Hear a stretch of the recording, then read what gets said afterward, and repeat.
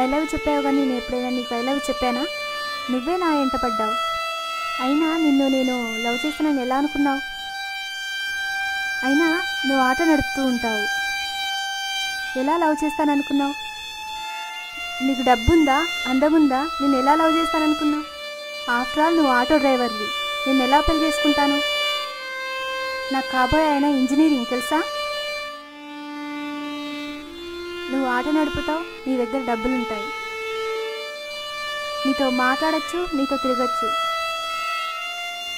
అంతేగాని నీతో పెళ్లి చేసుకోవడానికి ఒప్పుకోదు.